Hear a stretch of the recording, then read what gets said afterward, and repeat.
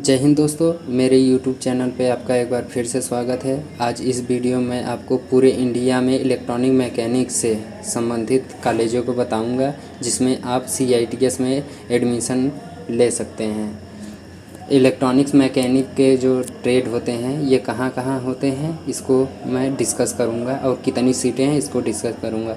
आपको electronic mechanic trade से संबंधित प्राइवेट तथा गवर्नमेंट कॉलेज को भी बताऊँगा, और वेरी इंपॉर्टेंट पॉइंट आपके लिए top 5 electronic mechanic CITS college को भी बताऊँगा, जिसमें आपको 3 पॉइंट को बताऊँगा। जैसे अगर आप CITS टेक्निकल नॉलेज और प्रैक्टिकल नॉलेज के लिए करना चाहते हैं तो इसके हिसाब से आपको कॉलेज को बताऊंगा।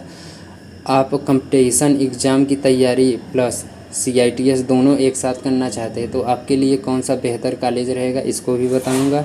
आपको केवल सर्टिफिकेट चाहिए, इलेक्ट्रॉनिक मैकेनिक से आपको CITS केवल सर्टिफिकेट चाहिए, तो इसको भी आपको बताऊंगा।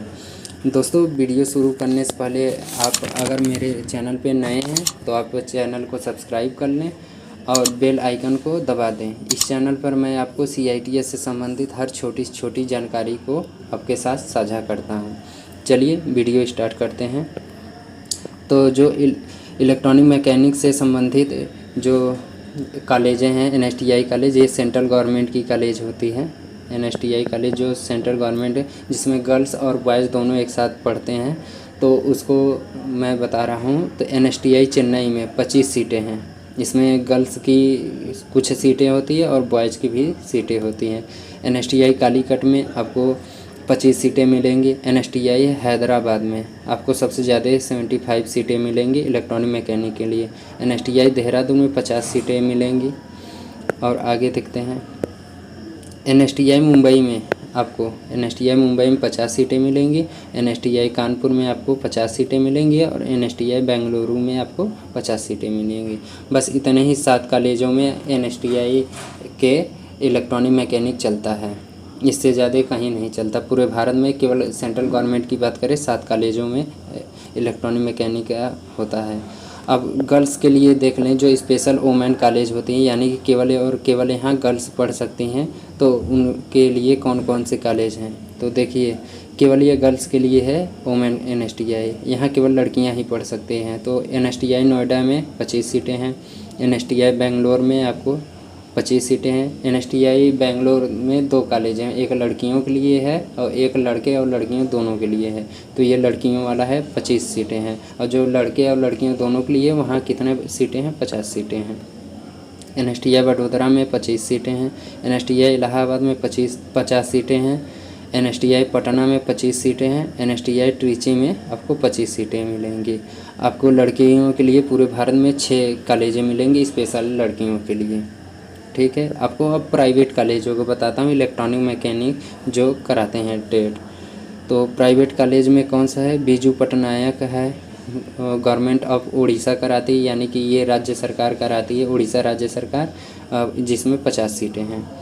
ये देवनगर में एक है, कर्नाटका, यहाँ भी कितने हैं? 50 सीटें हैं। ये भी गवर्नमेंट ऑफ कर्नाटका यानी कि स्टेट गवर्नमेंट कराती है। ये जो ITOT है पटियाला, ये प्राइवेट इस साल कॉलेज ये खुली है, ये 40 सीटें हैं यहाँ। इस साल ये ITOT स्पेशल खुली है, ये प्राइवेट कॉलेज है, ये मतलब कि स्टेट गवर्नमेंट नहीं कराती।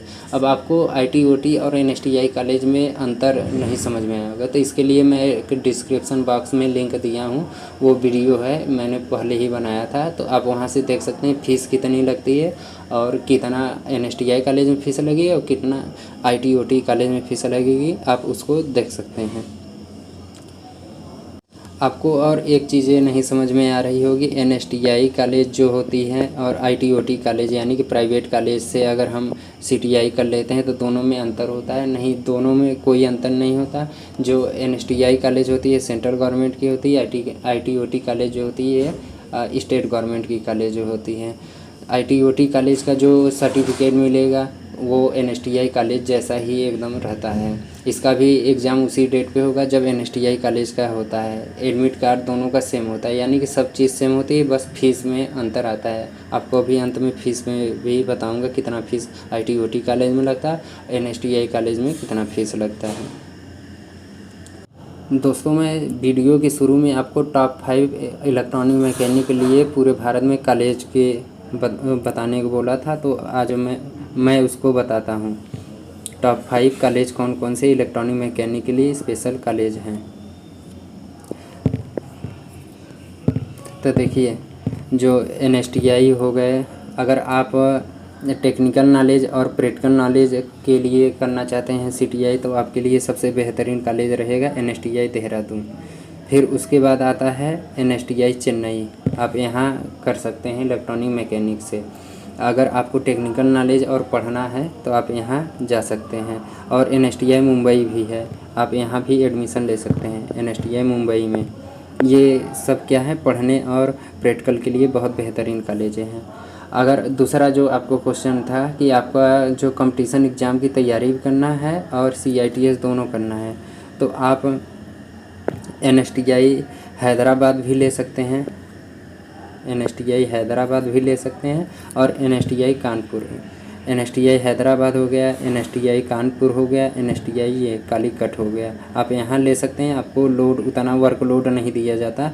आप इस जो होता है गवर्नमेंट एग्ज़ाम की तैयारी भी कर सकते हैं और उसके साथ साथ आप CITS भी कंप्लीट कर लेंगे। और तीसरा जो सवाल था कि हमें केवल और केवल सर्टिफिकेट चाहिए, ना पढ़ना है ना कुछ, बस सर्टिफिकेट चाहिए, तो इसके लिए आप प्राइवेट कॉलेजों को देख सकते हैं। प्राइवेट कॉलेज जो इलेक्ट्रॉनिक के लिए चल रही हैं, ये 3 प्राइवेट कॉलेजें हैं, आप यहाँ एडमिशन ले सकते हैं। यहाँ एडमिशन लेने से